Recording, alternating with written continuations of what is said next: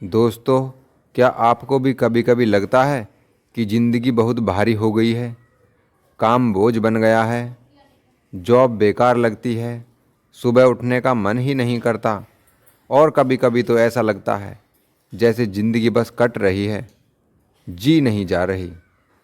अगर आपके मन में भी ऐसे सवाल आते हैं तो आज की ये बात सिर्फ सुनना मत, इसे महसूस करना, क्योंकि हो सकता है ये कुछ मिनट आपकी सोच बदल दें। एक बार, बस एक बार अपने आरामदायक कमरे से बाहर निकलकर दुनिया को गौर से देखिए।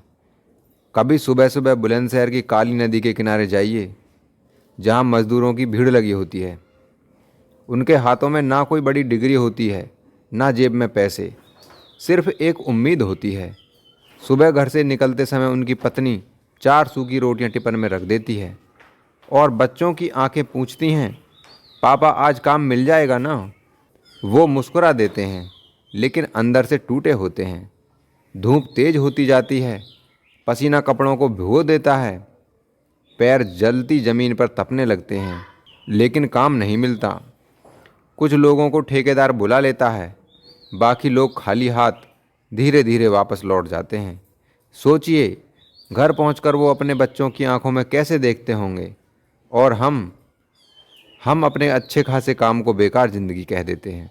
अगर फिर भी आपको लगे कि आपकी ज़िंदगी मुश्किल है, तो कभी ईंट के भट्टों पर जाइए। जब पूरी दुनिया गहरी नींद में सो रही होती है, तब वहाँ मज़दूर सुबह 3 बजे उठ चुके होते हैं।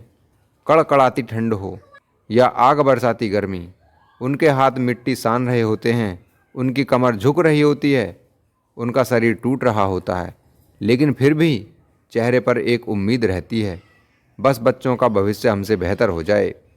उनकी ज़िंदगी में ना संडे होता है, ना छुट्टी, ना आराम, फिर भी उन्होंने ज़िंदगी से शिकायत करना नहीं सीखा। और अगर असली संघर्ष देखना हो तो खेतों में जाइए। वहाँ एक किसान मिलेगा जो रात के अंधेरे में उठ जाता है, जब आप और हम सपनों में खोए होते हैं। वो ठंडी रातों में भी खेतों में पानी देता है, तपती धूप में भी मिट्टी में पसीना बहाता है। क्यों? ताकि हमारे घर का चूल्हा जल सके, ताकि हमारी थाली में रोटी आ सके। सच बताऊं, जिस दिन किसान और मजदूर रुक गए ना, उस दिन शहरों की चमक भी बुझ जाएगी। दोस्तों, शिकायत करना बहुत आसान है, लेकिन कभी उन लोगों के बीच बैठकर देखिए जिनके पास वो भी नहीं है जो आज आपके पास है। आप जिस ज़िंदगी को झंझट बोल रहे हो ना, वही ज़िंदगी लाखों लोगों का सपना है। किसी के पास पहनने के कपड़े नहीं, किसी के पास खाने की रोटी नहीं, किसी के पास रहने को छत नहीं, और भगवान ने आपको इतना कुछ दिया है। फिर भी अगर मन दुखी है तो समस्या ज़िंदगी में नहीं, सोच में है।